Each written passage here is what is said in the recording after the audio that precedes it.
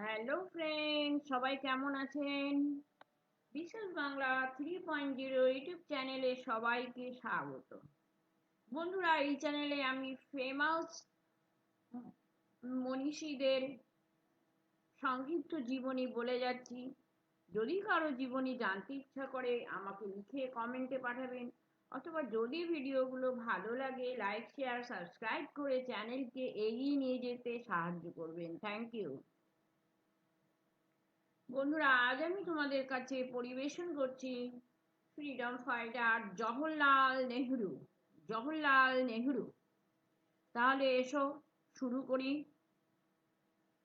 মহাত্মা গান্ধীর উত্তর সাধক, দেশপ্রেমিক, মানবপ্রেমিক, বিশ্বপ্রেমিক, সাহিত্যিক, দার্শনিক, ঐতিহাসিক, বাগ্মী ও নিরলসকর্মী, ভারতের প্রথম প্রধানমন্ত্রী জওহরলাল নেহরু 1889 খ্রিস্টাব্দের 14ই নভেম্বর এলাহাবাদে জন্মগ্রহণ করেন।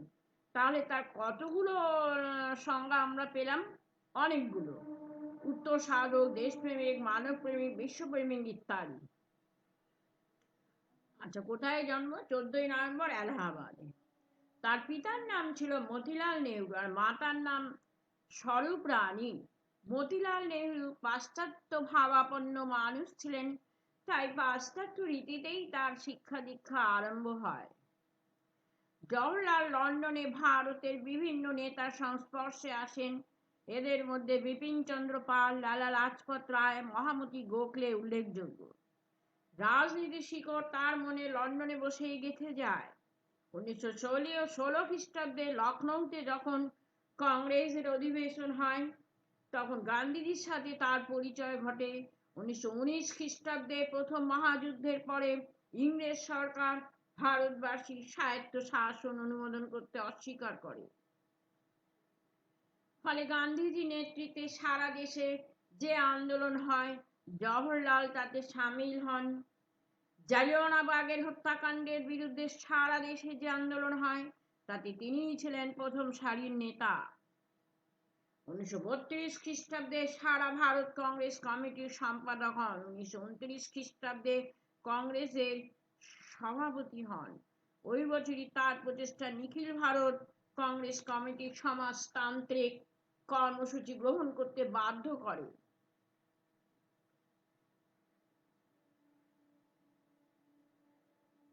গান্ধীজি শান্তিপ্রিয় নীতিতে তিনি বিশ্বাসী ছিলেন না, তথাপি কংগ্রেসের মধ্য থেকে দেশের জনগণের মুক্তির সংগ্রামকে এগিয়ে নিয়ে যান।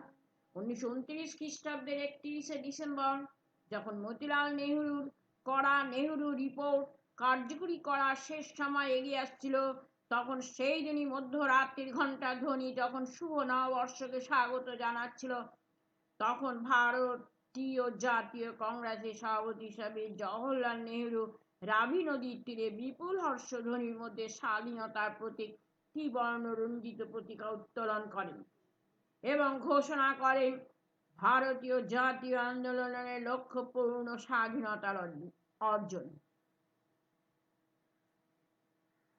দেশ স্বাধীন হলে তিনি ভারতের প্রধানমন্ত্রী হন। পরপর তিনবার নির্বাচনে কংগ্রেসের জয়লাভ হয় এবং তিনিই প্রধানমন্ত্রী হন। যে স্বাধীন ভারত গড়বার আশা জওহরলালের ছিল, পারিপার্শ্বিক অবস্থার পরিপ্রেক্ষিতে স্বেচ্ছায় হোক আর অবস্থার চাপে পড়ে হোক, তা বিফলে পরিণত হয়। সমাজতন্ত্র অন্তর্হিত হলো তার মুখে। শুনলাম আমরা সমাজতান্ত্রিক গণতন্ত্রের কথা। আভ্যন্তরীণ নীতিতে আশানুরূপ প্রদর্শন না দেখাতে পারলেও বিদেশ নীতির বিশ্ব শান্তি প্রতিষ্ঠায় তার অবদান অনস্বীকার্য। ছোটদের প্রতিও তার ছিল অগাধ ভালোবাসা। এই জন্য ছোটদের কাছে তিনি চাচা নেহরু বলে বিশেষভাবে পরিচিত হন। তারপর 1964 খ্রিস্টাব্দে 27শে মে জওহরলাল নেহরু মৃত্যু মুখে পতিত হন।